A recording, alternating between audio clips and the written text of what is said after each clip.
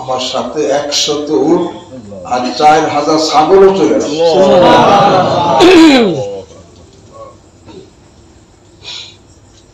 এখন ছেলে তো চলে আসছে, বিপদ তো দূর হয়ে গেছে। এখন ছেলে যে 100 উট নিয়ে আসছে আর 4000 ছাগল, অভাব কিন্তু অভাব আছে, কিন্তু স্বভাব তাদের নষ্ট হয় না। وصدق رسوله النبي الكريم ونحن على ذلك من الشاهدين والشاكرين الحمد لله رب العالمين سبحانك لا علم لنا إلا ما علمتنا إنك أنت العليم الحكيم الحمد لله মাগরিবের পর থেকে এখানে কোরআন ও হাদিসের কথা আমরা শুনতেছিলাম।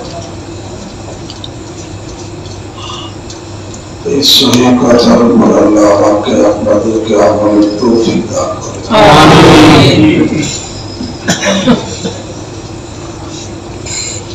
আমরা সকল শ্রেণীর মানুষ,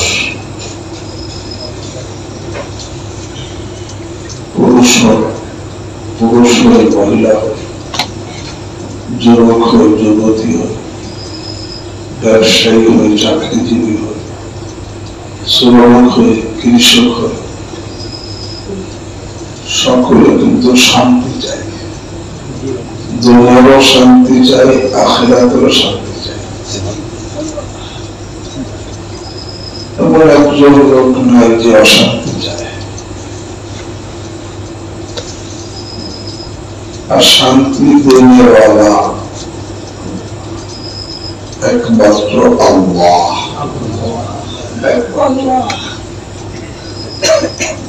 টাকা পয়সায় শান্তি দেয় না,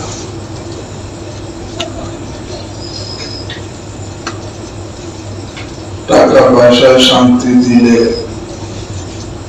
টাকা পয়সা ওয়ালাদের মধ্যে কখনো কখনো শোনা যায় আত্মহত্যা করছে। গত সোমবার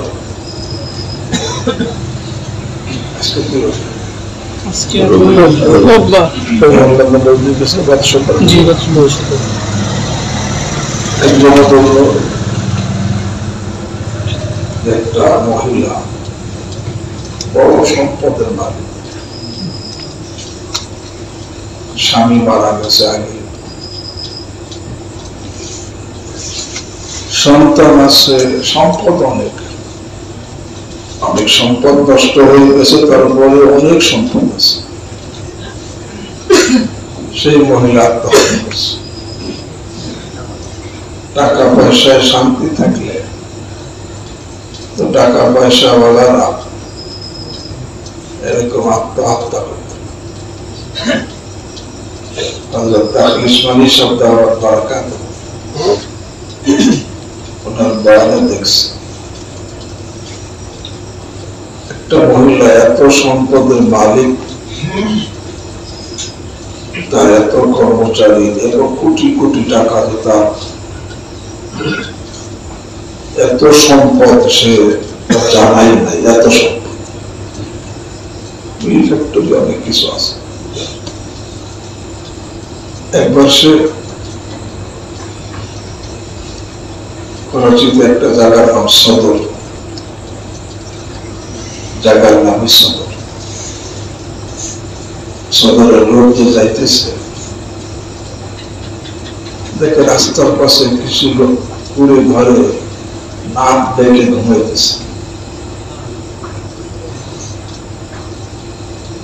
তখন ওই মহিলা আক্ষেপ করে বলতেছে, এই লোকেরা আমার সব সম্পদ দিয়ে দিত, আর এরকম আমাকে আমি ঘুমাইতে পারতাম, তাহলে আমি সব সম্পদ দিতে তৈরি। কেন? টাকার মধ্যে কি নাই, শান্তি নাই। ফরিদপুর লাখ লোক আমি চিনি অনেক সম্পদশালী, তুমি আমার জানতে কার করছে আল্লাহ তাকে মাফ করে দেন, জান্নাত নসিব করে। একবার তার বাথরুম বন্ধ হয়ে গেছে 7 দিন, অনেক সম্পদ। শেষ মুহূর্তে সে ডাক্তারকে বলছে তোমরা আমার সব সম্পদ দেখে না, আমাকে একবার বাথরুম করো।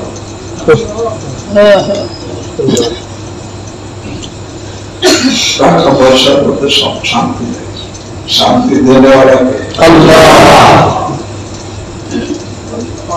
ইজ্জত দেওয়া আল্লাহ, শান্তি দেওয়া আল্লাহ, বরকত দেওয়া আল্লাহ, আরাম দেওয়া আল্লাহ। তো আল্লাহ কাকে দেন, কাকে দেন এই সম্পর্কে আমি এক আয়াত দিলাম।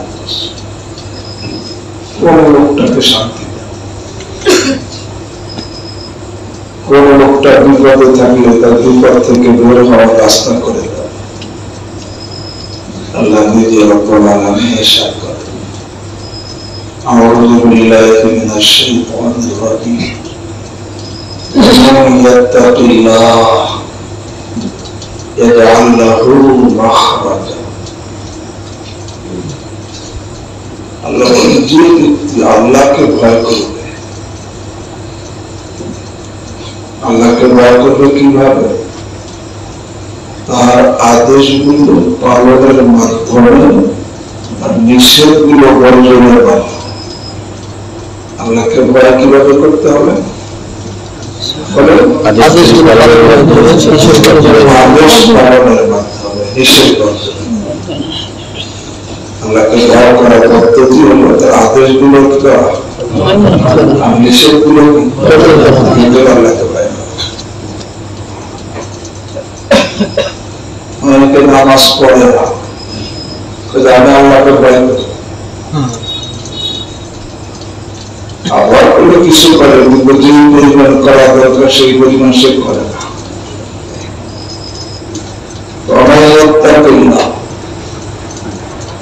আল্লাহকে ভয় করে, আল্লাহ ভয় করে আদেশ পালনের মাধ্যমে, নিষেধ বর্জনের মাধ্যমে। আল্লাহর আদেশটা একটা না, ব্যক্তি যাবেন আওয়ামের যতগুলো আদেশ করছেন সব আদেশ পালনের মাধ্যমে, এবং যতগুলো নিষেধ করছেন পাপের কাজ, গুনাহের কাজ, সব গুনাহ বর্জনের মাধ্যমে যে আল্লাহকে ভয় করবে, আল্লাহ তার জন্য রাস্তা করে দিবে।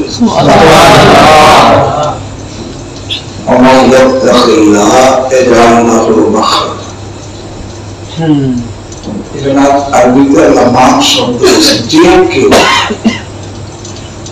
কর্মক যে কোনো মর্মশা ভয় করলে তার জন্য রাস্তা করবে, তা করবে। কোন হাফেজা ভয় করলে করবে, তা বলে। কোন হাজির সাহেব করলে তাকে রাস্তা করবে। যে ব্যক্তি আল্লাহকে ভয় করবে, চাই সে হাফেজ সাহেব হোক, চাই কারি সাহেব হোক, চাই ইমাম সাহেব হোক, চাই মুয়াজ্জিন সাহেব হোক, চাই ব্যবসায়ী হোক, চাই চাকরিজীবী হোক, চাই কৃষক হোক, চাই শ্রমিক হোক, চাই যুবক হোক, চাই যুবতী হোক, যে কেউ আল্লাহকে ভয় করবে, আল্লাহ তার জন্য রাস্তা করে দেবে।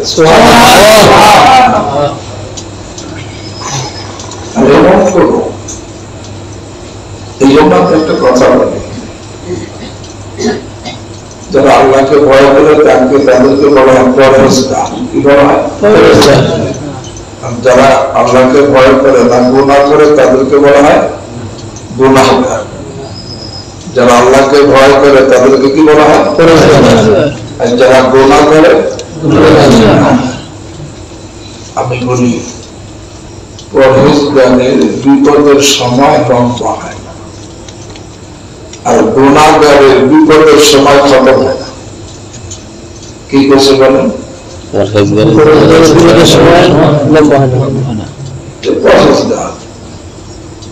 বিপদের সময়, কারণ আল্লাহ কি করে দেয়? রাস্তা। গুনাহগার তাকে তো আল্লাহ রাস্তা করেন না, বিপদের পর বিপদ আসতেই থাকে, অশান্তি বাড়তেই থাকে। প্রত্যেকটা গুনাহের মধ্যে অশান্তি। আমার প্রিয় মুর্শিদ আরেফিল্লাহ শাহ হাকিম মোহাম্মদ আখতার নওয়ারাল্লাহু মারকাদা বলতেন, প্রত্যেকটা গুনাহ হলো জাহান্নামের একটা শাখা, দোজখের একটা ব্রাঞ্চ শাখা। প্রত্যেকটা বলেন তো, দোজখের মধ্যে শান্তি না অশান্তি? আর গুনাহ হলো দোজখের শাখা, এর মধ্যে কি? এই জন্য গুনাহ করলে সে শান্তি থাকতে পারবে না। বলতে কোন গুনাহ তার মালিককে অসন্তুষ্ট করে শান্তিতে থাকতে দিই না।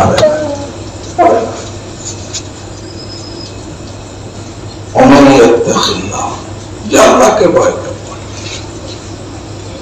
এই যে আল্লাহ আল্লাহ তার জন্য রাস্তা করে।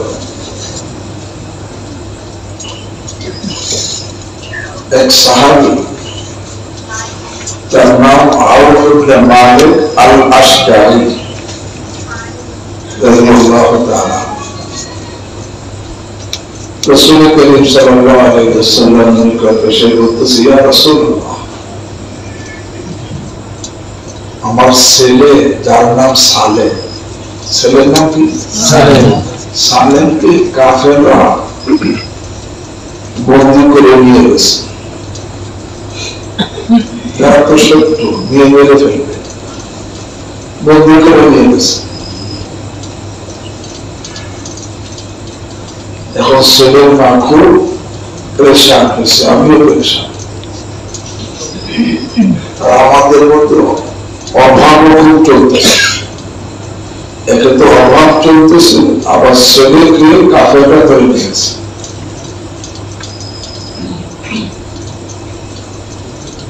আল্লাহ রাসূল সাল্লাল্লাহু আলাইহি ওয়াসাল্লাম এই আউফ ইবনে মালিক আল আশজারি রাদিয়াল্লাহু তাআলা আনহু বললেন, তিনটা আমলের কথা বললেন। কয়টা আমলের কথা?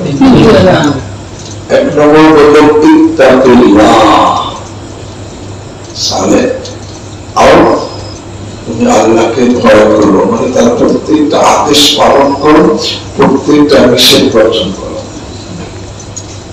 কোন একটা আদেশ যেন না চলে, কোন একটা গুনাহের কাজ যেন না হয়। এর নাম তাকওয়া, এর নামই বলা যায় ইত্তাকিল্লাহ, আল্লাহকে ভয় করো। একটা আল্লাহকে ভয় করা। দুই নম্বর বললেন অসবির, ছেলেকে ধরে নিয়ে গেছে, ধৈর্য ধারণ করো, সবর করো। তিন নম্বর বললেন ওয়াকসির মিন কওলি লা হাওলা ওয়ালা কুওয়াতা ইল্লা বিল্লাহ, লা হাওলা ওয়ালা কুওয়াতা ইল্লা বিল্লাহ, বেশি বেশি করে বলো।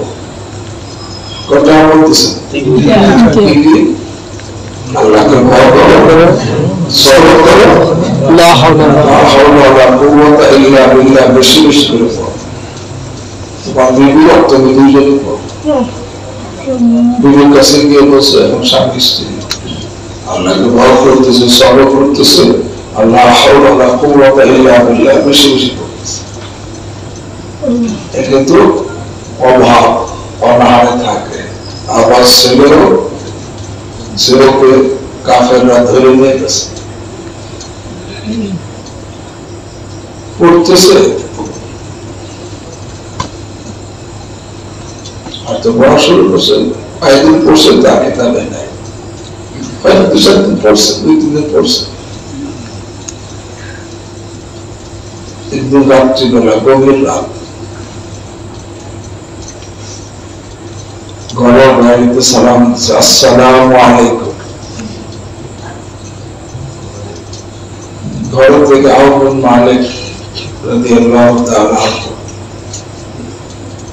এবং তার স্ত্রীর সঙ্গে যে ছেলের আওয়াজ, যে ছেলেকে কাফেররা কি ছেড়ে চলে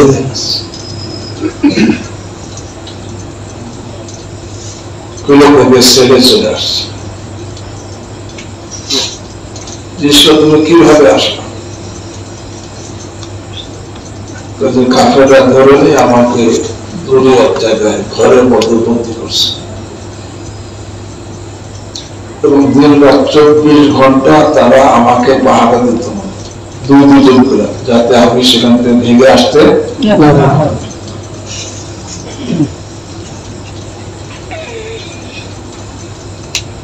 আল্লাহ ভেঙে আসতে না।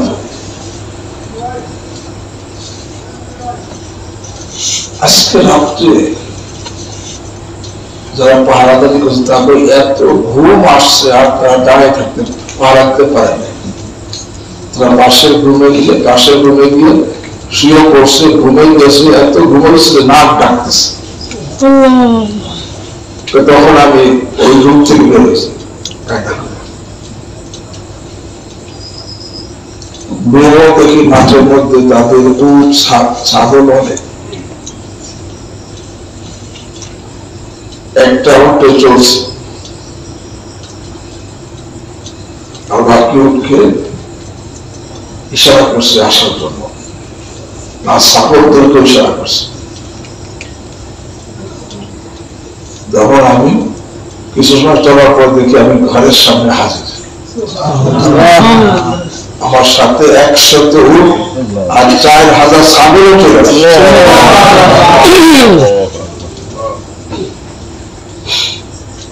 এখন সেখানে চলে আসছে, বিপদ দূর হয়ে গেছে। এখন ছেলে যে 100 উট নিয়ে আসছে আর 4000 ছাগল, অভাব কিন্তু অভাব আছে, কিন্তু স্বভাব তাদের নষ্ট হয়নি।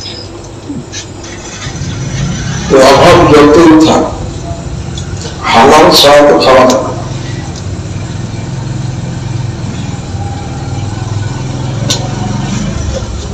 এক বুজুর্গের কথা শামসুল আহমদ উসমানী রাহিমাহুল্লাহ লিখছেন ফজলুল বারীর মধ্যে। এক বুজুর্গ আল্লাহওয়ালা কয়েকদিন যাবত না খাওয়া, আল্লাহওয়ালা কারোর কাছে কিছু প্রকাশ হয় না। আল্লাহওয়ালা যে হয় তার শানই হয় যে আল্লাহ যে অবস্থা রাখেন সে অবস্থায় আমি রাজি।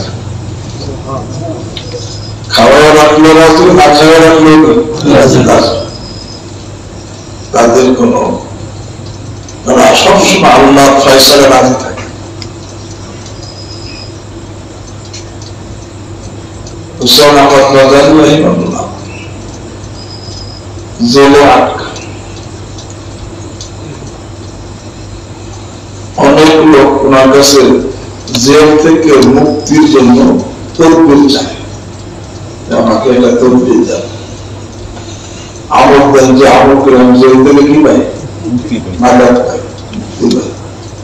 আমল দিয়ে দেন।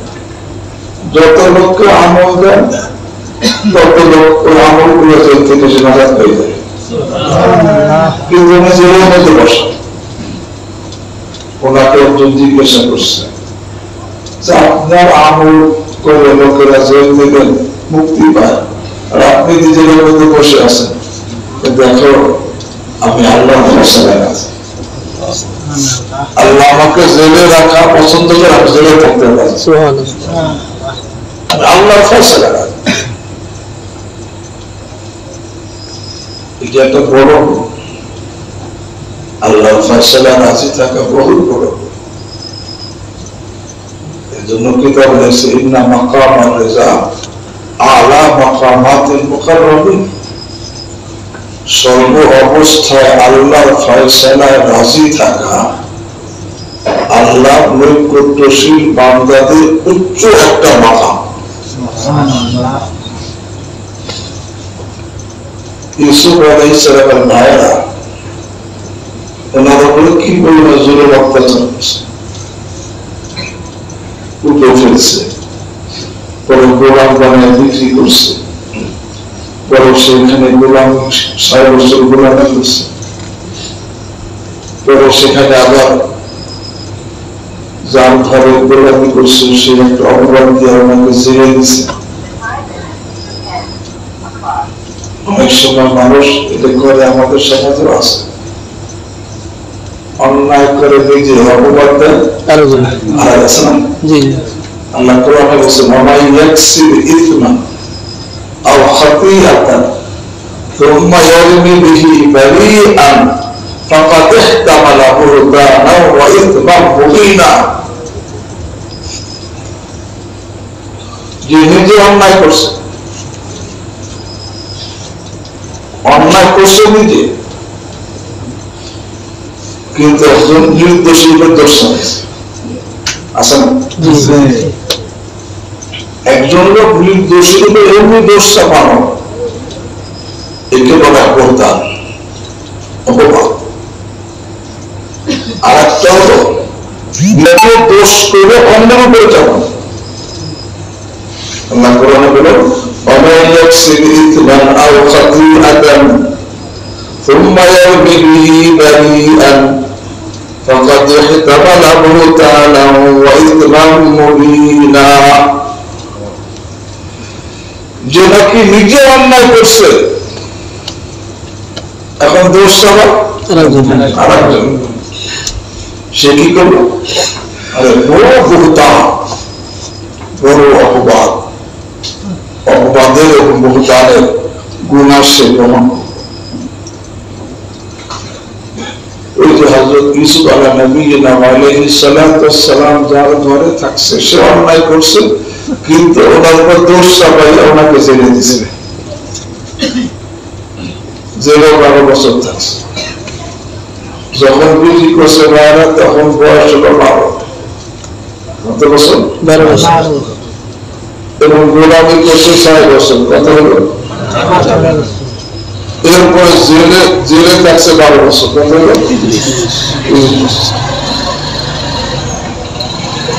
এরপরে দেশের বাদশাহ স্বপ্নে দেখছে, স্বপ্নের ব্যাখ্যা কেউ করতে পারে না। ইউসুফ হাসান করে দিয়েছে, তাকে জেল থেকে মুক্তি করছে। সে স্বপ্নের ব্যাখ্যা ছিল প্রথমে 7 বছর খুব ফসল হবে, পরে 7 বছর খুব দুর্ভিক্ষ হবে। ওই বাদশাহ আমাকে জেল থেকে বের করে খাদ্যমন্ত্রী বানাইছে। উনি 7 বছর খুব ফসল করে যেগুলো করণযোগ্য সেটা ব্যবহার করছে, বাকিটা সব বিদ্যার্থক করছে, নাকি বা সামনের দুর্ভিক্ষের সময় কাজে লাগে। তো 7 বছর ফসল 30 আর 7 কত হলো? এরপর দুর্ভিক্ষ শুরু হয়েছে। দুর্ভিক্ষ শুধু মিশরে শুরু হয় নাই, মিশরে আশপাশ দেশে কি হয়েছে? ইউসুফ আলাইহিস সালামের ভাইরা যেখানে আছে সেখানে দুর্ভিক্ষ কি হয়েছে? শুরু হয়েছে। সেই ভাইরা, যেই ভাইরা ওনাকে জুলুম করছে, অত্যাচার করছে, প্রহার করছে, কূপের মধ্যে নিক্ষেপ করছে, সরকারেরা পানি উঠিয়ে দিয়ে তার সাথে উঠে আসছে, পরে আবার তাদের কাছে গোলাম বানিয়ে বিক্রি করছে, সেই ভাইরা শুনছে যে মিশরের বাদশাহ খাদ্য দেয়, তখন তারা তাদের দেশ থেকে সে মিশর গেছে 10 ভাই।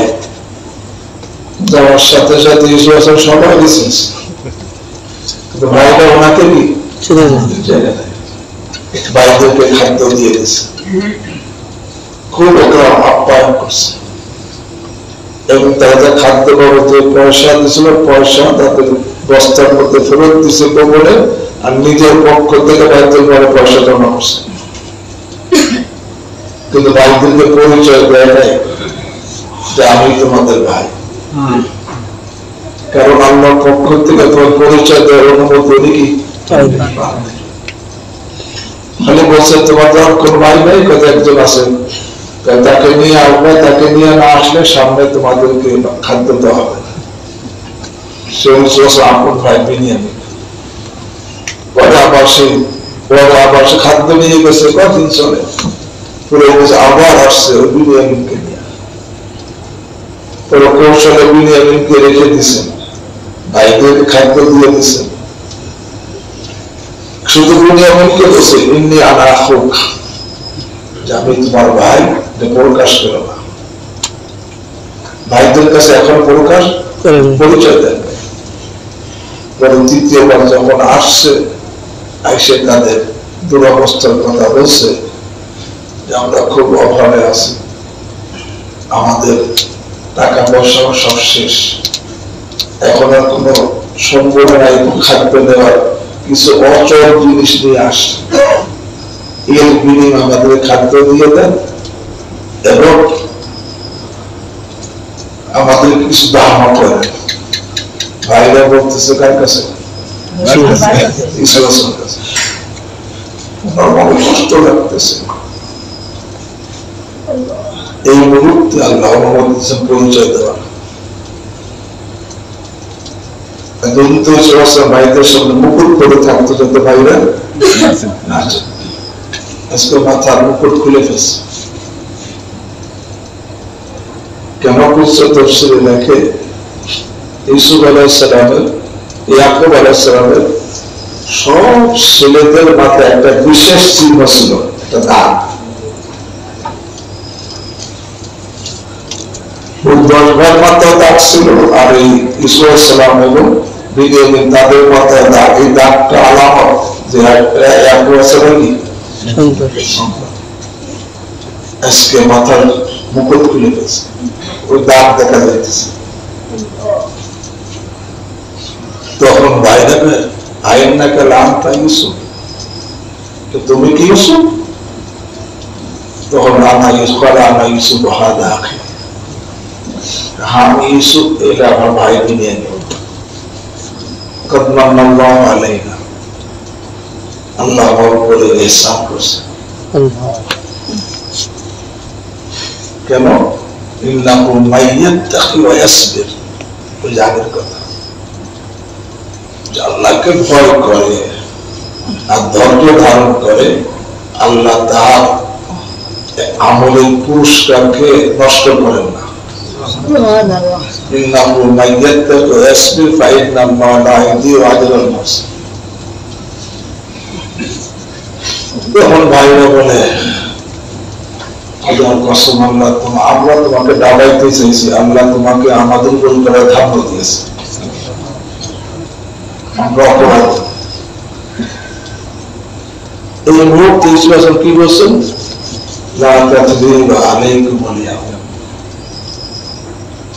আজকে তোমাদের উপরে আমার কোন অভিযোগ নেই। কেন? উনি বোঝাচ্ছেন, ভাইয়েরা তোমরা আমার সাথে যে দুর্ব্যবহার করছো, জুলুম অত্যাচার করছো, কুপে ফেলছো, গোলাম বানায় বিক্রি করছো, সবকিছু করছো, এটা আল্লাহর ফয়সালা না থাকলে তোমরা করতে পারো না। আর আমি আল্লাহর ফয়সালায় রাজি, এই যে তোমাদের আমার কোনো অভিযোগ নাই। আমি আল্লাহর ফয়সালা, এই জন্য তোমাদের আমার কোনো কি নাই, অভিযোগ নাই। এই জন্য তাফসীরে লেখছে যে নাকি আমরা তো অন্যকে দায়ী বানাই, সেই করলো আমার, সেই করলো আমার, সেই করলো, কিন্তু যারা এদিকে তাকায়, যেহেতু আল্লাহর ফয়সালা না থাকলে হয় না, সে তাকে দায়ী বানায় না, সে নিজের আমলকে দায়ী বানায়, আমার কোথায় ত্রুটি হয়েছে বা কোনো কমি আছে, অথবা আল্লাহ চাইছেন, আল্লাহর ইচ্ছা, আল্লাহ এরকম ভাইরা করছে, ওনাকে মিশরের সিংহাসনে বসাবেন, সেখানে পুরো মিশরকে আবার সেখানে ইমানের দাওয়াত দিবেন, মিশরবাসীকে ইমান মোমেন বানাবেন, এরও তাকে অনেক উচ্চ মাকাম দিবেন, দেখে এরকম হয়েছে।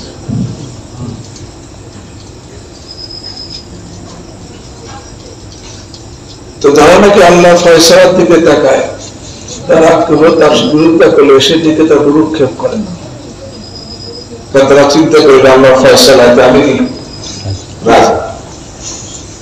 আর যারা নাকি তাকায় ব্যক্তির দিকে, নিজের চোখে দিয়ে যে সে আমার এই করবো, সে সারা জীবন তার সঙ্গে ঝগড়া করতে জীবন কাটিয়ে দেয়, আছে না?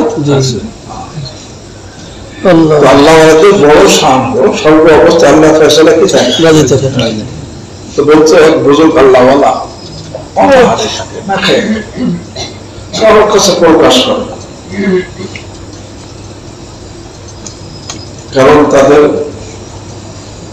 গুণ হলো তারা সর্ব অবস্থায় আল্লাহ ফয়সালা কি রাজি থাকা। আর এই আল্লাহর ফয়সালা রাজি থাকা মুকাররবিন যারা আল্লাহর নৈকট্যশীলদের এটা উচ্চ মাকাম। সাহাবায়ে কেরাম এই বলছিল সকলে, আল্লাহ বলতে রাদিয়াল্লাহু আনহুম ওয়া রাদু আনহু, তাদের প্রতি আল্লাহ রাজি হয়ে গেছে, তারাও আল্লাহর প্রতি রাজি হয়ে গেছে। সুবহানাল্লাহ। আল্লাহ আমাদেরকে তৌফিক দান আমিন। তো আল্লাহ আল্লাহ না খাও, না খাইলে সে প্রকাশ না করলে চেহারা দেখে বুঝে আসে না। জি, চেহারা একটা শুকানো পরিশানো। এক সামনে গাইছে হযরতের চেহারা দিকে বসছে, কেউ না হাতে আছে, না খেয়ে আছে, সে আস্তে চলে গেছে। না খাওয়ার 3 দিন যে এসে হয়তো বাটি করে বা টেবিল করে খানা নিয়েছে, খানা নিয়ে পেশ করা হতো, আপনার খানা আছে, খানা খাবো না, আমি খানা খাবো না। বলে কেন? এই জন্য খাবো না, হাদিসে আছে যে মাল বা যে খানা ইসরাফের পরে আছে, ইসরাফ বলা হয় তো মনের মধ্যে যে আশা হয়েছে সে আমাকে দিবে,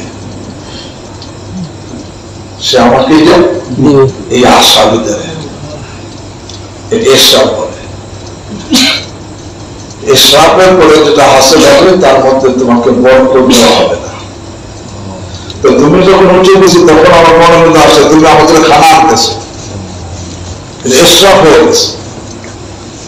এখন এই যে খানা এর মধ্যে বরকত নাই, এটা আমি খাবো না, নিয়ে যাও। অথচ 3 দিন কি সাথে তো বুদ্ধিমান সাথে সাথে উঠে নিয়ে চলে গেছে। কিছু সময় পরে আবার নিয়ে আসছে, খান। এখন তো আপনার ওই আশা নেই, আশা তো ছিল না, এখন তো ছিল না, পরে খেয়েছে। আমি তাদের আরে হালাল হারামের ফিকে ওই সময় এসেছিল।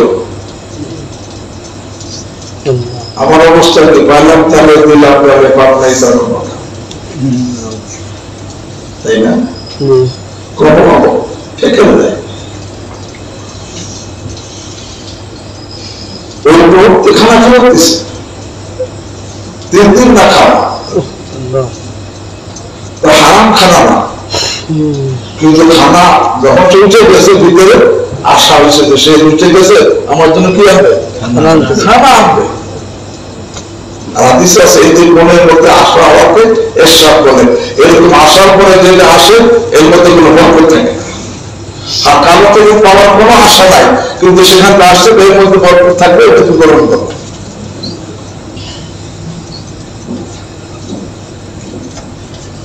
ওই যে অল্প মালিক আসে যাই অভাবের ছেলে চলে আসছে, অভাবের মধ্যে আছে কিছু 100 উট 4000 ছাগল সাথে চলে আসছে, কিন্তু অভাব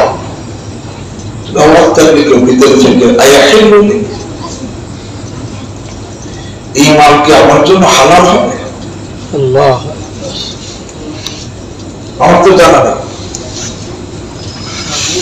তখন বসে আপনার হাবিব সাল্লাল্লাহু আলাইহি ওয়াসাল্লামের কাছে চালিয়ে যান, হালাল হবে গ্রহণ করবো, না হলে কি অভাব চলতেছে। আল্লাহ হাবিব সাল্লাল্লাহু আলাইহি ওয়াসাল্লাম তখন বললেন আগে তোমার জন্য হালাল। আর এই আয়াত তখন নাযিল হয় ومن يتق الله يجعل له مخرجا ويرزقه من حيث لا يحتسب। যে আল্লাহকে ভয় করে,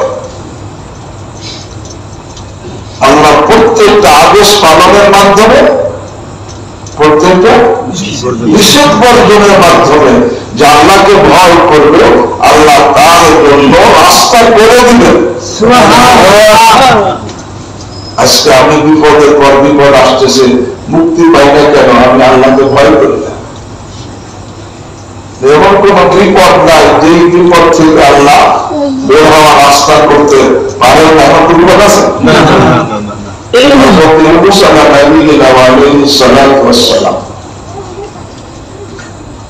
রাত্রেবেলা একটা মাছে, সাগরের মাছ ওনাকে গিলে গেছে, গিলে একেবারে সাগরের পরে ধসে গেছে। মাছও গিলে গেছে আর সাগরের তলা দিয়ে চলে গেছে। কেমন কঠিন অবস্থা! সেখান থেকে দুনিয়ার সাথে যোগাযোগের ব্যবস্থা আছে?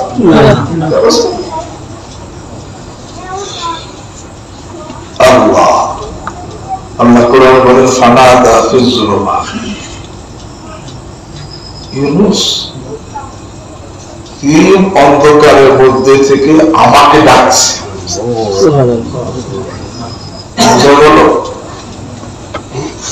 এমন কোন জায়গা নাই, এমন কোন সময় নাই যে জায়গায় যে সময় আল্লাহর সঙ্গে যোগাযোগ করা যায় না। দুনিয়ার মানুষের সাথে অনেক সময় আপনি যোগাযোগ করতে চেষ্টা করে যোগাযোগ হয় না, কিন্তু এমন কোন স্থান নাই আর এমন কোন মুহূর্ত নাই যে স্থানে বা যে মুহূর্তে আল্লাহর সঙ্গে যোগাযোগ করা যায় না, এমন কোন মুহূর্ত নাই।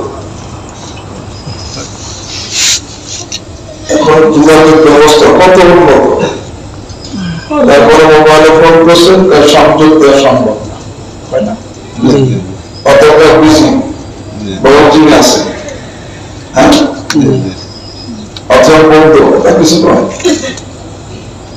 কিন্তু এমন কোন মুহূর্ত নাই, এমন কোন মুহূর্ত নাই যে মুহূর্তে আল্লাহর সঙ্গে যোগাযোগ করা যায় না, আর এমন কোন স্থান নাই যে স্থানে বসে আল্লাহর সঙ্গে যোগাযোগ করা যায়।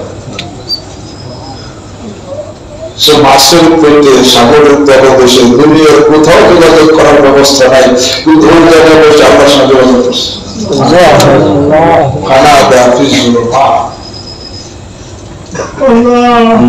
তিন অন্ধকারের মধ্যে, রাতের অন্ধকার, পানির নিচে বাড়ির অন্ধকার, মাছের পেটের মধ্যে আর এক অন্ধকার, সেখানে বসেও আমাকে ডাক দিছে। কি বলে ডাক দিছে?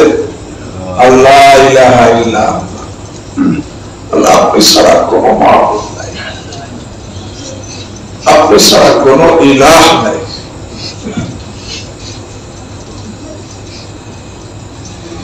আপনি ছাড়া কোন রক্ষাকর্তা নাই। দুনিয়াতে যা কিছু হয় আপনার ফয়সালাই হয়, আপনার ইচ্ছা না থাকলে, ফয়সালা না থাকলে কিছু হয় না। আমি যে মাছের পেটে আসছি ওটাও আপনার ফয়সালাই হয়েছে, আপনার ফয়সালা না থাকলে আমি মাছের পেটে, তবে আপনি এই যে মাছের পেটে আসার ফয়সালা দিয়ে কোন অন্যায় করেন নাই। সুবহানাল্লাহ, আপনি তো পবিত্র, আপনি তো পবিত্র, আপনার মধ্যে কোন ত্রুটি নাই, কোন অভিযোগ নাই, জুলুম নাই, আপনি তো নির্দোষ, পবিত্র। হ্যাঁ, ইন্নী কুনতু মিনাজ জালিমিন, আল্লাহ আমি দোষী, আমি দোষী। আল্লাহকে ডাকতে, লা ইলাহা ইল্লা আনতা সুবহানাক ইন্নী কুনতু মিনাজ জালিমিন।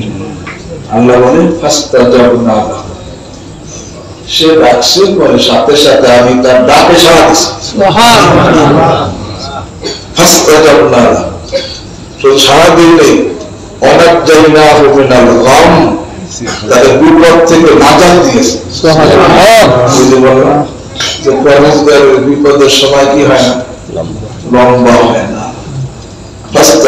ওয়ানাজ্জাইনাহু মিনাল গাম, তো বিপদ থেকে আমি তাকে নাজাত দিছি। এমন কেউ মনে করতে পারে এটা শুধু তার একটা বৈশিষ্ট্য। আল্লাহ বলে না,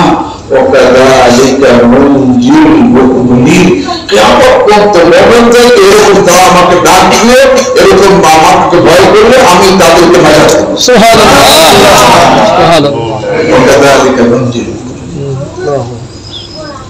তো আল্লাহকে ভয় করা। আজকে আমার অশান্তি, বিপদ, বেইজ্জতি, কেন? আমি আল্লাহকে, আল্লাহর আদেশগুলো পালন করে, নিষেধগুলো, পাপগুলো বর্জন করে আল্লাহকে কি করি না। যাদের মধ্যে আল্লাহর ভয় ছিল, কি পরিমাণ ভয় ছিল, আল্লাহ কি পরিমাণ ভয়।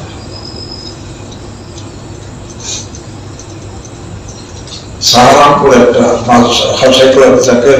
লিখছেন, সাহারানপুর বাদশাহ এক শিক্ষক মাসের শেষে বাদশাহ কিছু টাকা জমা করতেছে, বাদশাহ টাকা দিতেছে। বলে কিসের টাকা?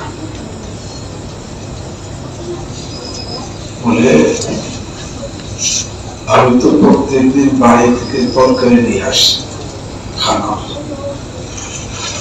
তরকারি ঠান্ডা হয়ে গেছে। যখন বাদশাহ চুলের খানা পাকছে, তো চুলের পাশে এই বাটি রেখে দিছে। তখন ওই তাপে এই বাটি গরম হয়েছে।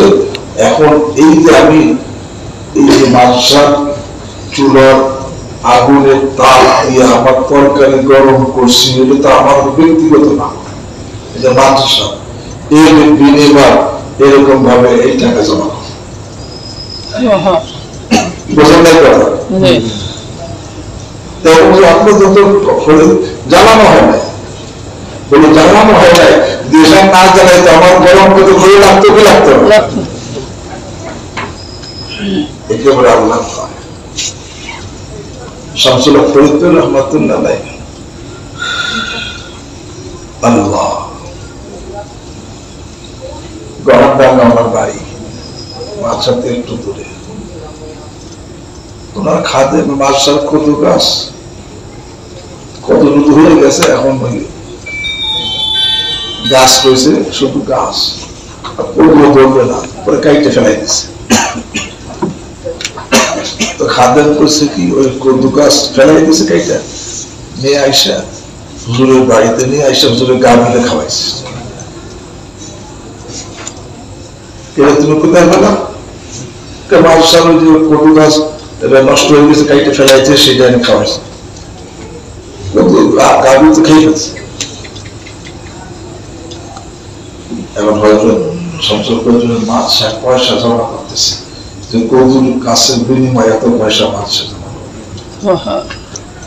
নষ্ট হয়ে কাজের না, এত কাইটে ফেলাই দেওয়া হয়েছে, এটা তো কোনো মূল্য বিক্রি হবে না। দেখো যে মাছটা জায়গায় পড়ে থাকলে পুষলে, একে তো বাদশার জায়গায় সার হইতো, বাদশার জায়গায় মাটি হইতো, এখন সেটা আমার দাবি দেখায়, যে জন্য আমি পয়সা দিচ্ছি। এতে করে আল্লাহ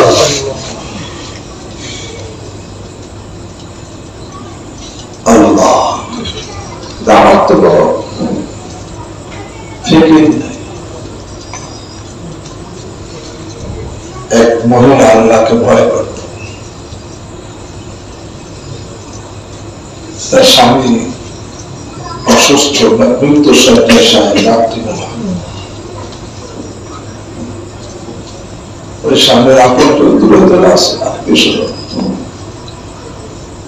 মহিলা বাতি জ্বালাই আর স্বামীর খেদমত করতেছে। স্বামী রাত্রি মারা গেছে, সাথে সাথে মহিলা বাতিটা নিয়ে দিয়ে আর একটা বাতি ধরাইছে। আশেপাশে লোকজন বাতি দেখো, এটা স্বামীর বাতি, স্বামীর টাকায় কেনা বাতি, তেল স্বামীর টাকায় কেনা। এখন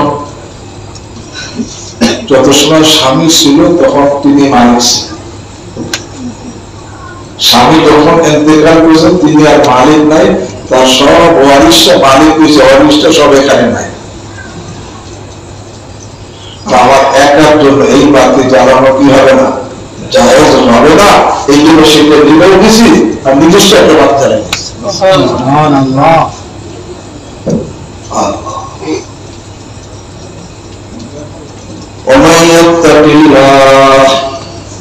আল্লাহকে ভয় করে, আল্লাহকে ভয় করে, সব ব্যাপারে ভয় করে, উপার্জনের ব্যাপারে আল্লাহকে ভয় করে, কোন দিক দিয়ে হারাম আমার মধ্যে না ঢোকে, কোন হারাম আমার মধ্যে প্রবেশ না করে। অনেকে আছে বোনের অংশ দেয় না, ফুপুর অংশ দেয় না, নিজে খায়, তারা চায় তারপরে বিভিন্ন কৌশলে দেয় না, আসে না, কি খাইতেছে তো হারাম খাইতেছে, একেবারে হারাম, হারাম খাইতেছে। অনেক আছে একটু বুদ্ধিমান, এক ভাই বড় দুটো ঠকাইতেছে, আসে না। আল্লাহ তুমি ঠকাও না, নিজে ঠকছো, তুমি তার দুনিয়ার জন্য নিশ্চয় সে তোমার জান্নাত নিয়ে দিছে, কি ঠকছে? তুমি নিজে ঠকছো, তুমি ঠকাও নাই, তুমি ঠকছো, তুমি তার দুনিয়ার 5 টাকা নিয়ে গেছো, 500 টাকা নিয়ে গেছো, সে তোমার জান্নাত নিয়ে দিছে। আর যার মধ্যে আল্লাহর ভয় থাকে সে তো আমারটা অন্যকে দিতে পারে, কিন্তু আমার মধ্যে অন্যটা না ঢোকে এই চেপে থাকে। বুখারী শরীফের মধ্যে ঘটনা আছে, এক লোক তার জমি আর জমি বিক্রি করছে, বুখারী শরীফের মধ্যে ঘটনা আছে, আল্লাহ রাসূল সাল্লাল্লাহু আলাইহি ওয়াসাল্লাম ভয় করছে। তো যে জমি বিক্রি করে দিচ্ছে, সে কিনছে, এখন সে ওখানে মাটি কাটতেছে, মাটি কাটতে কাটতে ওই জমির মধ্যে এক কলর ভর্তি টাকা পাইছে, সর্বদা টাকা কলর ভর্তি। ওই যে জমি কিনছে সে কলস নিয়ে আসছে, ওই যে জমি বেশি তার কাছে, ভাই তোমার কলস নাও, কারণ আমি জমি কিনছি, আমি তো কলস কিনি, এটা তোমার কলস, তুমি নাও। আর জমি আলাদা করে না, আমি তো কলস সব দিয়েছি, আমি যা বেশি সব তুলতে বেশি, ঝগড়া কেন প্রত্যেকের মধ্যে থেকে আমার মধ্যে তো হারাম না ঢোকে, আমার মধ্যে তো হারাম না ঢোকে। এখন তো ঝগড়া এখন তখন দিকে দেওয়ার জন্য নেওয়ার জন্য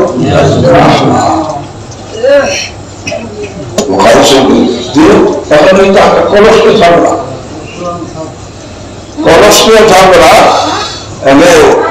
যে জমি বিক্রি করছে সেও নিয়ে গেল, আর যে কিনছে সেও খরচ কিনল, কোনো মীমাংসা করতে পারতেছে না। বিচারকের কাছে গেছে, এই ঝগড়া শোনার পরে বিচারক বুঝাবুঝা অত্যন্ত শক্ত, দুজনের বড় পাক্কা ইমানদার, দুজনের পাক্কা পরেজগার, নাহলে তো নয়। কারণ হজ করা, উমরা করা, দান করা, মসজিদ করা, মাদ্রাসা করা, এটা সহজ। আর এরকম টাকা পাওয়ার পরে সেইটাকে ফেরত দেওয়া কঠিন। এই জন্য আমি বলি, একজন লোক যে টাকা দিন দান, তুমি তার ইশরাক, তাহাজ্জুদ, এজেকের আজকে দেখে ফেসলা করো না, তার লেনদেন দেখো, তার লেনদেন কেমন এটা দেখো, তার আচার আচরণ কেমন এটা দেখো,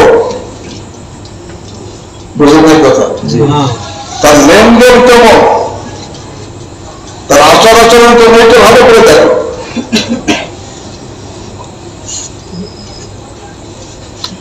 তখন বিচারক যখন শুনছে যে দুজনের ঘটনা শুনে বিচারক রাস্তায় বসেছে, জিজ্ঞেস করছে একজনকে, আপনার কি ছেলে মেয়ে কিছু আছে? আমার একটা ছেলে আছে। আর বলছে আপনার কি ছেলে মেয়ে কি? আমার একটা মেয়ে আছে। বিচার হলো আপনার ছেলে আপনার মেয়ের মধ্যে বিবাহ হবে, সেই বিবাহ এই টাকা ব্যয় হবে। বোঝেন নাই কথা? তারা ঠকসরা দিচ্ছে, আর আমরা আপনাদেরকে ঠকরে দিচ্ছি। আল্লাহকে ভয় করে সে কখনো পারে না। যেরকম ঘুষ খাইতে পারে না, সুদ খাইতে পারে না, হ্যাঁ, এরকম ভাবে অন্যকে ঠকাইতে পারে না, জমি অন্যের জমি দখল করতে পারে না, আইন ফেলতে পারে না, বোর্ডের অংশ সে দিতে পারে না, ভাইকে ঠকাইতে পারে না, প্রতিবেশীকে ঠকাইতে পারে না, যদি সে আল্লাহকে কি করে? ভয় করে। যদি কেউ আল্লাহকে ভয় করে, শুধু তাই না,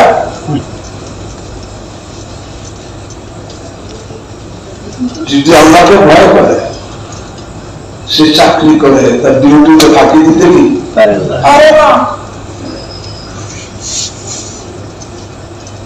ব্যবসা করে, সে মাপে কম দিতে পারে না, মালে ব্যবহার দিতে পারে না, এরকম মিথ্যা কথা বলতে পারে না, কিন্তু তাহলে কি থাকে বলো?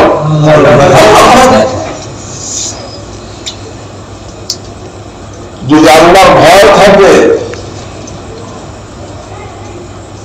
সে কোন মেয়ের সাথে অবৈধ সম্পর্ক করতে কি পারে না। যদি আল্লাহর ভয় থাকে, সে মোবাইলের মধ্যে খারাপ ছবি দেখতে পারে না।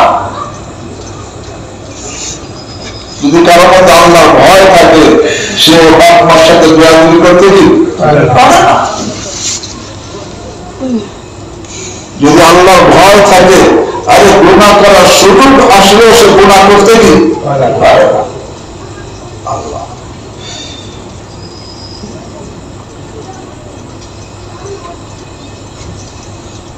আল্লাহর ভয় থাকলে সে গালি দিতে পারে না, সে মিথ্যা করতে পারে না, সে গীবত করতে পারে না, সে কারোর উপর অপরাধ লাগাইতে পারে না, মৃত অন্যের অন্যায়কে অন্যের বা দোষ চাপাইতে কি পারে না। যদি কারো আল্লাহর ভয় থাকে, সেটা যে দায়িত্বের বিনিময়ে সে কিছু সেলানি নেয়, বেতন নেয়, ওই দায়িত্বের পালনের অবহেলা করতে কি পারে। সে শিক্ষক হোক, মুদাররিস হোক, চাকরিজীবী হোক, এখন সে কিছু বেতন নেয়, এই বেতন নেয়, তাকে একটা দায়িত্ব দেওয়া হয়েছে না। আল্লাহর ভয় থাকলে সে দায়িত্ব পালনে ত্রুটি করতে কি তো হাদিসের মধ্যে আসছে, কুল্লুকুম রাঈন ওয়া কুল্লুকুম মাসউলুন আন রাঈয়াতিহি, তোমরা প্রত্যেকেই দায়িত্বশীল। শুধু দুনিয়া তোমাকে জবাবদিহিতা করা লাগবে না, কিয়ামতের ময়দানে তোমার দায়িত্ব সম্পর্কে তোমাকে জিজ্ঞাসা করা হবে। যে তুমি তো বেতন নেতা, তোমার যেরকম পড়ার দরকার ছিল পড়াইছো কিনা, তোমার আশা থাকা দরকার ছিল সে থাকছো কিনা, তোমার নিগরানি করা দরকার ছিল সে করছো কিনা, তুমি ডিউটি করা দরকার ছিল সে পুরো ডিউটি করছো। হ্যাঁ, আল্লাহ যাদের মধ্যে আল্লাহর ভয় থাকে তারা কি করে?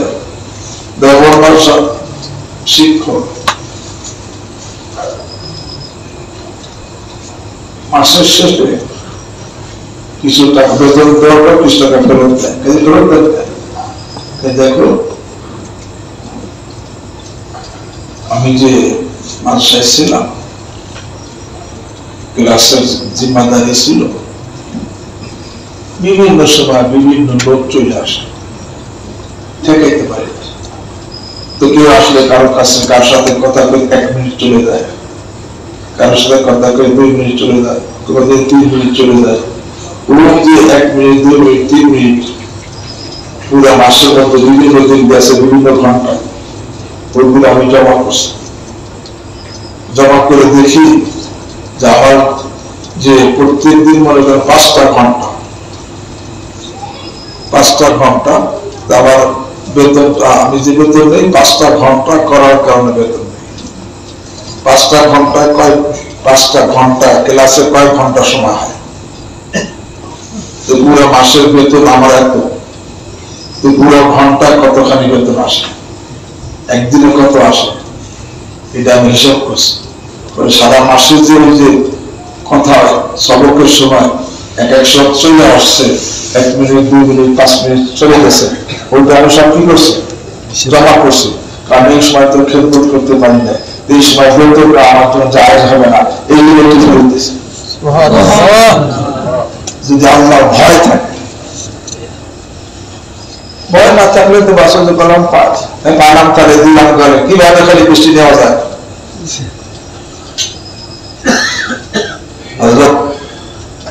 ওমর ফারুক রহমতুল্লাহ টঙ্গীর ময়দানে বলতেছিলেন, আমাদের দেওবন্দের উস্তাদরা যখন 1 ঘন্টা থেকে আর 1 ঘন্টায় যাইতে দৌড়ে যায়,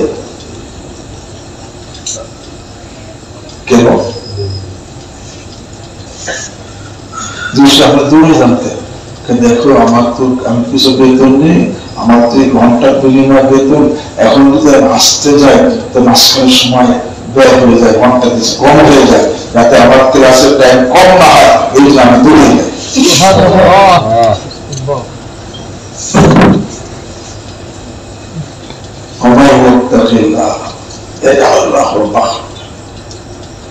যে আল্লাহকে ভয় করে আর তার জবাব করা কেউ কষ্ট পায় না, তার জবান দ্বারা কেউ কষ্ট পায় না, বাপ মাও কষ্ট পায় না, ভাই বড় কষ্ট পায় না, আত্মীয় স্বজনও কষ্ট পায় না, বিবিও কষ্ট পায় না, স্বামীও কষ্ট পায় না, প্রতিবেশীও কষ্ট পায় না। কারণ যার মধ্যে আল্লাহর ভয় আছে, সে জানে যে জবান দ্বারা কষ্ট দিলে মুসলমানের খাতায় তার নাম থাকে না।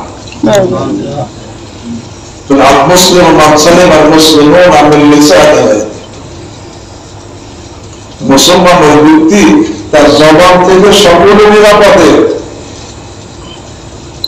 তার বাপ মা নিরাপদে, ভাই বোন নিরাপদে, আত্মীয় স্বজন নিরাপদে, স্ত্রীও নিরাপদে, প্রতিবেশী নিরাপদে, অর্থাৎ জবান দেওয়া সে কারো কষ্ট দেয় না। কর্কশ কথা বলে, কটু কথা বলে, এমন কথা যে কথাটা দিলে আঘাত লাগে, খোঁটা দিয়ে কারো কি করে না, কষ্ট দিবে না, যে আল্লাহকে কি করে, আর আল্লাহকে ভয় করলে যে কথা হয়ে যায়, সে তো মাপ নেওয়ার জন্য অস্থির হয়ে যায়, অন্যায় করে। এই জন্য আপনাদেরকে বারবার শুনেছি, আমার দাদা তার কাজের লোকরে কাজের ভুল করছে, একটু জোরে ধমক দিছে, ধমক দিছে। কাজের লোক 12 মাস কাজ করে, সকালে আসে বিকেল পর্যন্ত কাজ করে তার বাড়িতে চলে যায়, আবার সকালে আসে বিকেলে চলে যায়, এইভাবে 12 মাস লোকটা কাজ করে। হযরতকে অনেক শ্রদ্ধা করে, হযরতকে আব্বা বলে। সেই কাজের লোক একদিন কাজে ভুল করছে, একটু ধমক দিচ্ছে, রাগ করছে।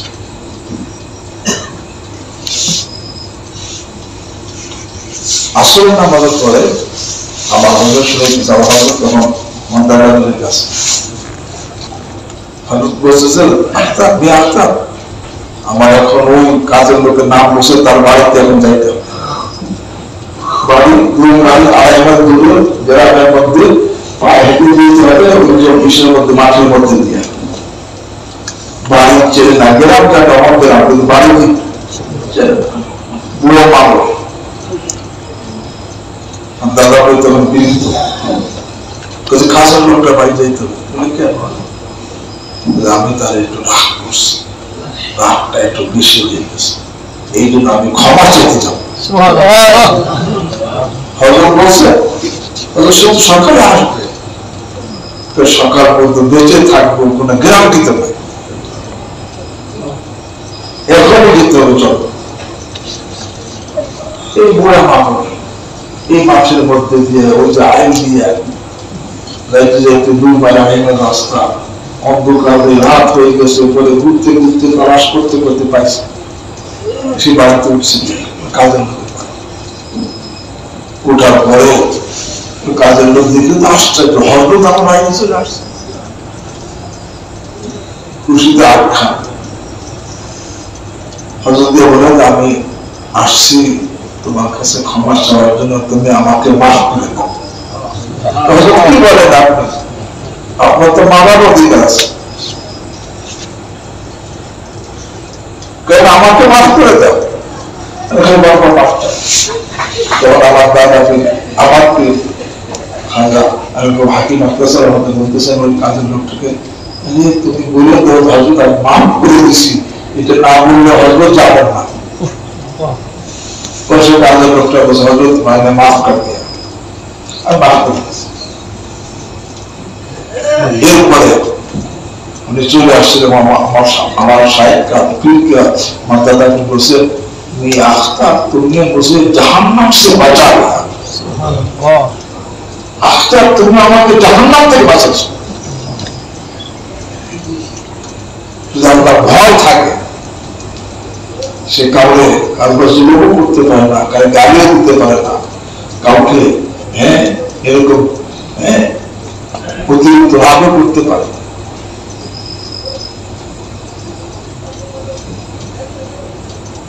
তার জবানের দ্বারা সে কোনো গুনাহ হয় না, লজ্জাস্থানের দ্বারা সে কোনো গুনাহ করতে পারে না, আল্লাহর ভয় থাকে। কারণ সে জানে মানুষ অন্ধকার দেখেন, আল্লাহ তো দেখে, মানুষ নির্জন দেখেন, আল্লাহ তো দেখে, মানুষ পিছনে দেখেন, আল্লাহ তো দেখে, মানুষ রাত্রে দেখেন, আল্লাহ তো দেখেন। যার মধ্যে আল্লাহর ভয় আছে আর সে নির্জন জায়গায় গুনাহ করতে দিন, নির্জন জায়গায় সে গুনাহ করতে পারে। যখন আল্লাহর ভয় যখন থাকে তখন সে জানে জবান এবং লজ্জা ইসলামের কারণে সবচেয়ে বেশি ছেলে মেয়েরা জাহান্নামী হবে, পুরুষ মহিলারা সবচেয়ে বেশি জাহান্নামী হবে এক জবানের কারণে, লজ্জা ইসলামের কারণে। আকসারু মা ইয়াদখুলুন নাস আন-নার আল ফাম ওয়াল ফারজ। এই জন্য বাপ মার সাথে কথা বলার সময় চিন্তা করে যে আমার কথা যেন বাপ মার জন্য কষ্টদায়ক না হয়। বিবির সাথে কথা বলার সময় চিন্তা করে মনে রাখো তুমি 1000 টাকা তাহাজ্জুদ পড়ছো আর একবার কষ্ট দিছো, 1000 টাকা তাহাজ্জুদ নফল আর একবার কষ্ট দেওয়া হারাম, ইজা মুসলিম হারাম। 1000 টাকা তাহাজ্জুদ দ্বারাও একবারের কষ্টে যে তুমি অপরাধী হবা সেটা মেকআপ হবে না।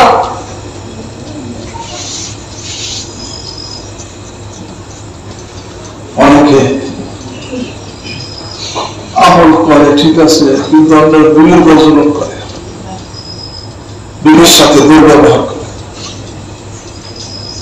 ভাই বোনের সাথে দুর্ব্যবহার করে, প্রতিবেশীর সাথে দুর্ব্যবহার করে, আত্মীয় স্বজনের সাথে দুর্ব্যবহার করে। আল্লাহ এই জন্য আমার বিপদ যায় না কেন, আমি আল্লাহকে কি করি না। আল্লাহ নিজে বলে যে কেউ আল্লাহকে ভয় করবে সব আদেশ পালনের মাধ্যমে এবং সব নিষেধ বর্জনের মাধ্যমে যে আল্লাহকে ভয় করবে, আল্লাহ বলেন আল্লাহ তার জন্য রাস্তা করে দিবেন। শুধু রাস্তা করবেন না, আল্লাহ তাকে এমন জায়গা থেকে হালাল রিজিক বরকতে রিজিক দান করবেন যেখান থেকে রিজিক আসা তার কল্পনাও ছিল না।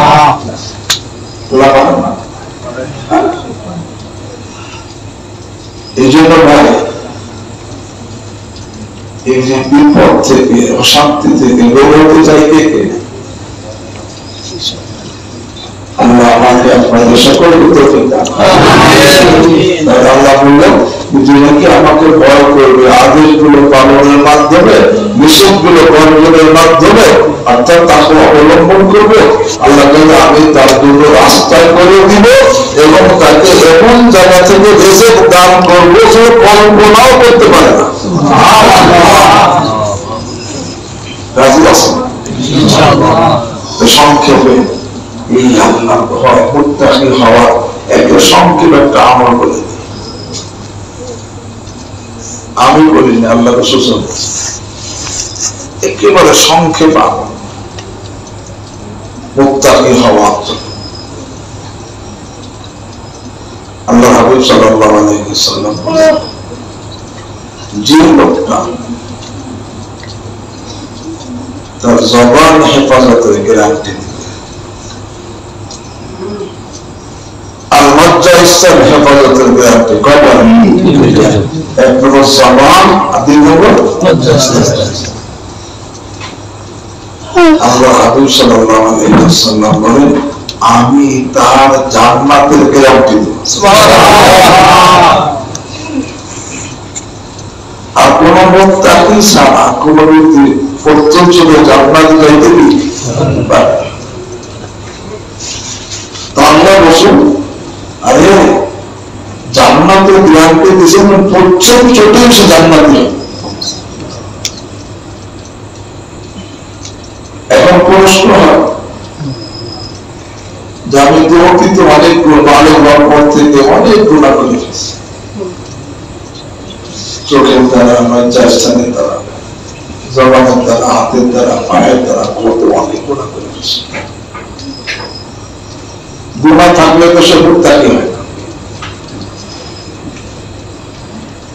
আর শুধু জবান এবং লজ্জা স্থান ছাড়াও তো অনেক গুণা আছে না? ঘুষ খাওয়ার গুণা, সুদ খাওয়ার গুণা, চুরি করার গুণা, ডাকাতের গুণা, জুলুমের গুণা। সেই গুণা থাকলে তো সে জান্নাতে যেতে পারত। কিন্তু আল্লাহ রাসূল সাল্লাল্লাহু আলাইহি ওয়াসাল্লাম বলেন যে নাকি মাইয়াজ মানলে মা বাইনা লাহইহি ওয়া মা বাইনা রিজলাইহি আযমান লাহুল জান্নাহ। যে পুরুষ, যে মহিলা, যেই যুবক, যেই যুবতী তার জবান হেফাজতে 100 ভাগের গ্যারান্টি দিবে। কেমন হেফাজত? যে ফেরেশতা যেন এখন থেকে তার জবানের কারণে আমল নামায় কোনো গুনাহ রাখার সুযোগ না। আর লজ্জা স্থান হেফাজতের গ্যারান্টি দিবে যে এখন থেকে ফেরেশতা যেন তার লজ্জা স্থানের কারণে কোনো গুনাহ রাখার সুযোগ না। এইভাবে জবান এবং লজ্জা স্থান হেফাজতের গ্যারান্টি দিবে আল্লাহ হাবিব সাল্লাল্লাহু আলাইহি ওয়াসাল্লাম বলেন আমি তার জান্নাতের গ্যারান্টি দিই। সুবহানাল্লাহ। এর অর্থ যে এই দুই অঙ্গের হেফাজত শুরু করবে, অতীতে যত গুনাহ আছে করে ফেলছে, এই গুনাহ থাকা অবস্থায় তো সে জান্নাতি হবে না, একটা গুনাহ জাহান্নাম নেওয়ার জন্য কি যথেষ্ট। এই দুই অঙ্গের হেফাজতের কারণে আল্লাহ তাকে অতীতের সমস্ত গুনাহ থেকে তওবার তৌফিক দিবেন। সুবহানাল্লাহ।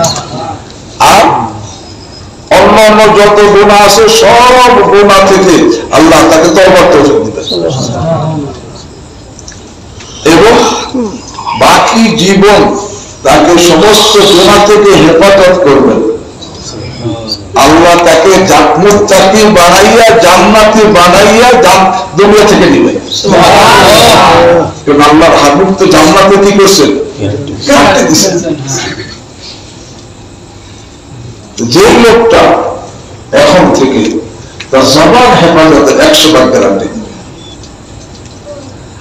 জবানের দ্বারা সে কোনো গীবত করবে না, গালিও দিবে না, মিথ্যা বলবে না, কটু কথা বলে, কর্কশ কথা বলে কারো কষ্ট দিবে না, খোঁটা দিবে না, বিবিকে কষ্ট দিবে না, বাপ মারে কষ্ট দিবে না, ভাই বোনকে কষ্ট দিবে না, প্রতিবেশীকে কষ্ট দিবে না, আত্মীয় স্বজনকে কষ্ট দিবে না,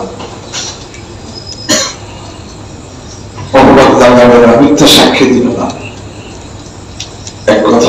আমাকে হেফাজত করবে 100 বার, আর লজ্জা স্থান 100 বার। হালাল বিবি ছাড়া অন্য যেখানে চাহিদা পুরো করবে তখন জেনা হবে। হালাল বিবি কেন বলছে? অনেকে তো এমনি অন্যায় কাজ করে, অনেকে বিবাহ করলেও অন্যায় মধ্যে আছে। কি বলে বিবিকে তালাক দিয়ে দিছে, আল্লাহর বিধান মতে তালাক হয়ে গেছে, কিন্তু আল্লাহর বিধান মতে সংশোধন না করে তারা নিয়ে ঘর সংসার করতেছে। আছে না? আরো সত্য জিনার মধ্যে আছে, সে জিনার মধ্যে আছে, জিনার মধ্যে আছে, জিনার মধ্যে আছে।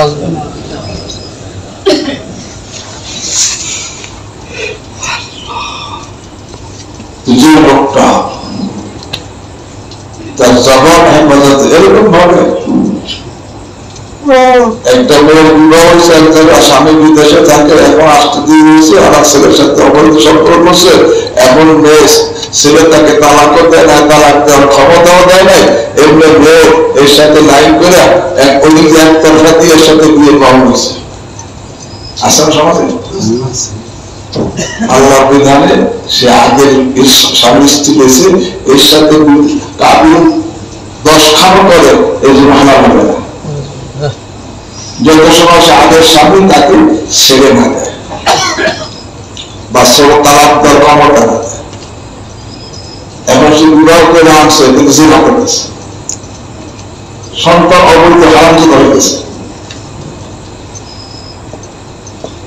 আল্লাহ হাবিব বলেন মাই ইয়াজমানি মা বাইনা লাহিয়াহি ওয়া বাইনা রিজলাইহি আজমানুল্লাহু তাআলা।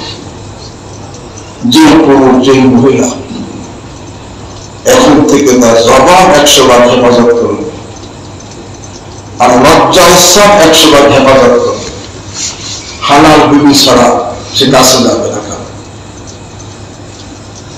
আল্লাহ হাবিব বলেন আমি মুহাম্মদ রাসূলুল্লাহ তার জান্নাতে দিলাম। সুবহানাল্লাহ।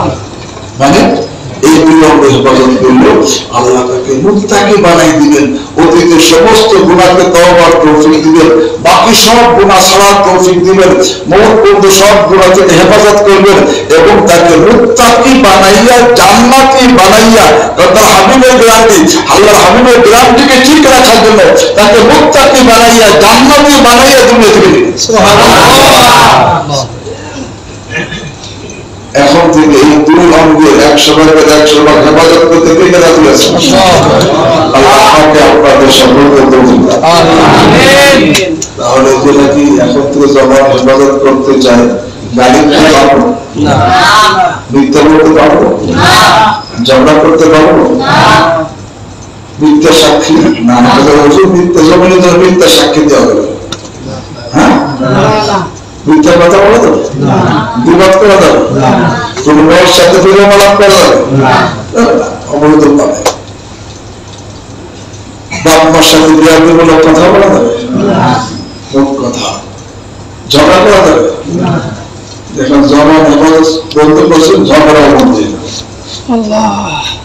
জবান বলতে ঝগড়া করে। তো জবান হেফাজত তৈরি করে আমাদের মামলা সবই বলছিল চুপ থাকা, খামোশি, অর্থাৎ চুপ থাকলে তা জবান হেফাজত হয়ে যায়।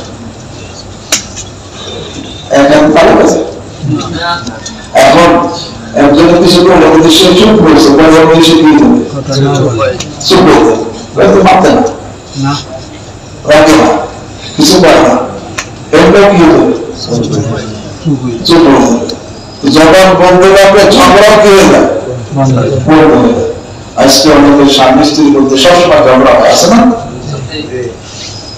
স্বামী চাই যুদ্ধ করে বাহিরে তো ভালো, ঘরে করে শান্তি নেই, আর স্ত্রীর মধ্যে সে বাড়িতে থাকলে ভালো, ঘরে আসলে অশান্তি শুরু হয়, ঝগড়া করে, আছে না? কিন্তু স্বামী যদি চুপ থাকতো বা স্ত্রী চুপ থাকতো, ঝগড়া ওটাই কি হতো, বলবো। তো জবান হেফাজত তরিকা কি, চুপ থাকা। আর লজ্জা স্থান হেফাজত তরিকা চোখের হেফাজত করা। কিসের হেফাজত? আল্লাহ কোরআনে বলেছেন চোখ দৃষ্টিকে নিচে রাখো এবং লজ্জা স্থান হেফাজত করো, অর্থ যে তার চোখের হেফাজত করো, চোখের দ্বারা কোনো গুনাহ যিনি দেখবে না, তার মধ্যে গুনাহ চাহিদাও সৃষ্টি হবে না, আর লজ্জা স্থান অসুবিধা, লজ্জা স্থান হেফাজত কষ্ট হবে না। এই যে আমার হজরত বলতেন যার চোখ পবিত্র তার দেহ পবিত্র, তার দেহ পবিত্র। আর যদি কেউ চোখের দ্বারা গুনাহ করে, লজ্জা স্থানের দ্বারা গুনাহ করার সুযোগ নাও পায়, কিন্তু তার দেহ সর্বদা কান্না থাকে, এটাকে কান্না না পায়, দিনের মধ্যে কান্দে কি ভর্তি থাকে। এই জন্য লজ্জা স্থান হেফাজত তরিকা হলো কি? এই জন্য আমার হযরত তার চোখ পবিত্র, তার দিল পবিত্র, তার দেহ পবিত্র। আর যার চোখ অপবিত্র তার দেহ কি? আর সুযোগ পেলে দেহ কি যাবে? অপবিত্র হবে। এই জন্য ভাই, যদি আমি এই তাকওয়া অবলম্বন করতে পারি, দুনিয়াও আল্লাহ বিপদ থেকে বের হওয়ার রাস্তা করে দিবেন, শান্তি দিবেন, অকল্পনীয় ভাবে রিজিক দান করবেন, ইজ্জতের জীবন দুনিয়াতে দান করবেন, আর আখিরাতে আল্লাহ জান্নাত দান করবেন। আল্লাহ কোরআনে কারীমের মধ্যে অনেক জায়গা বলেছেন আমি জান্নাত তৈরি করছি পরহেজগার বান্দাদের জন্য, মুত্তাকিন বিল মুত্তাকিন। জান্নাত কাদের তৈরি করছে? তারা আল্লাহকে ভয় করে প্রত্যেকটা আদেশ পালনের মাধ্যমে, প্রত্যেকটা দেশের বর্জনের মাধ্যমে। এখন থেকে আমরা চেষ্টা করবো, চেষ্টা না করলে উপায় নাই। কেন কবরে যাওয়ার সময় আমি একাই যাব, আমি একাই যাব। আমার 100 বিঘা জমি, যেহেতু 1% আরে 1 দুলো আমার সাথে কবরে দিব। আমার 100টা দোকান, একটা দোকানও যাবে না, 100টা গাড়ি, একটা গাড়িও যাবে না, আরে ওগুলো তো যাবেই না।